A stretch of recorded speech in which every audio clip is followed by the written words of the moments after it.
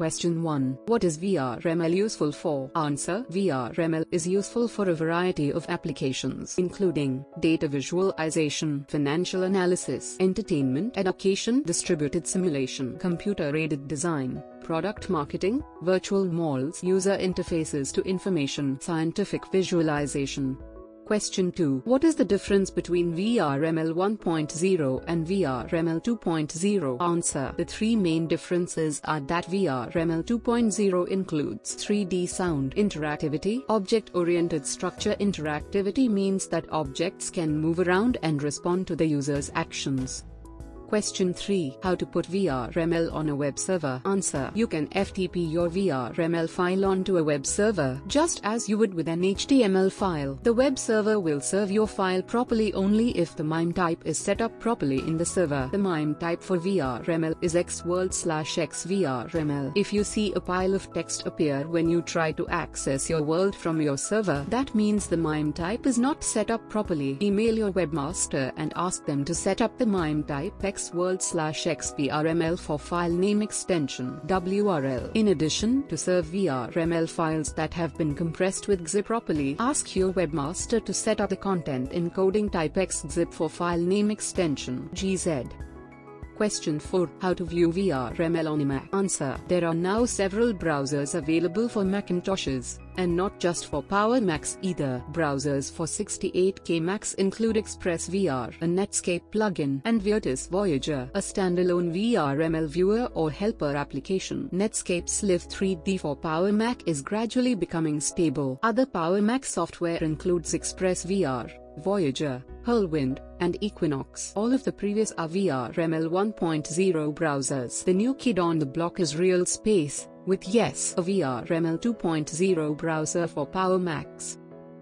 Question 5. How to make a Vrml world have a small file size? Answer. There is one simple way to drastically reduce the file size of your Vrml world. You can reduce the file size by 80 to 90%. You just need to compress it using XZIP. XZIP is available for almost all available Unix platforms plus other machines. Do a search at your favorite search engine to find a version for your machine. In Unix, if you have XZIP, you only need to type zip filename.wrl and your file will become compressed and have the new filename filename.wrl.gz.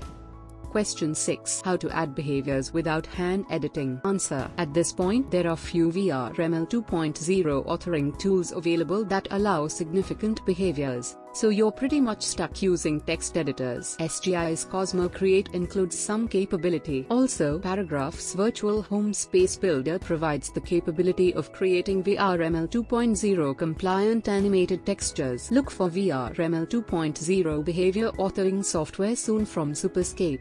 Question 7. How to view Vrml worlds? Answer. To view Vrml, you need a Vrml browser, helper application or plugin. The most commonly used Vrml 1.0 browser is Netscape's Live 3D, which is available on Windows and Power Mac machines. There are several Vrml 2.0 browsers available in beta form. They include converters that let you view Vrml 1.0 worlds as well. Vrml 2.0 browsers include Dimension X's Liquid Reality, Silicon Graphics Cosmo Player, and Sony's Community Place, formerly known as Cyber Passage.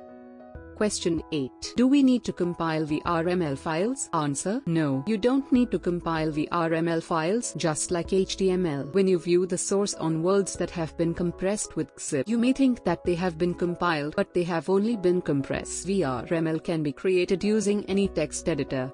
Question 9. Why do worlds show up as text when put them on server? Answer. This happens if the web server has not been configured to deliver the Vrml MIME type. What happens when the MIME type has been set up is that when anyone requests the file from the server puts a little message at the beginning saying that the file is Vrml, not text. Question 10. Are there many differences between Vrml 1.0 and 2.0? Answer. Yes, but no worries. The great majority of Vrml 2.0 plugins will read your 1.0 code. Just don't forget to specify in the header which version you used. Question 11. What are primitives in Vrml? Answer. Primitives are basic geometric shapes that are built into the language. The shapes available are sphere, box, cylinder, and cone. You should abuse these nodes because they are defined in a small number of lines, keeping the size of your document at a minimum. Question 12. What are nodes in Vrml? Answer. Nodes are the basic blocks for creating your scene. Each kind of node has specific field values and children statements that are always inserted between, so never forget to close your nodes. Question 13. What are scene graphs in Vrml? Answer. Scene graphs are a hierarchical representation of all the objects, visual and or audio, that composes your virtual world. The representation is made through node statements that have fields and values to be determined, similar to HTML tags and their parameters.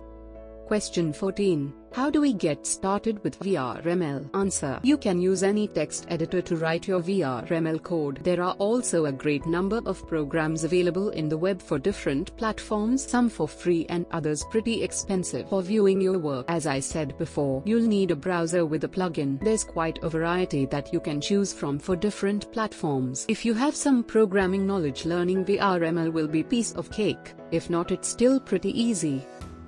Question 15. Why should we use Vrml? Answer. This language is gaining more and more acceptance as a technology for displaying 3D graphics because it's a simple and accessible way to create interactive worlds. Also, an important feature is that Vrml is encoded in UTF-8 format, similar to your web page's HTML encoded in ASCII, so you can make very detailed 3D scenes using very small files that can be downloaded quickly, which is one of the main concerns when putting something on the internet.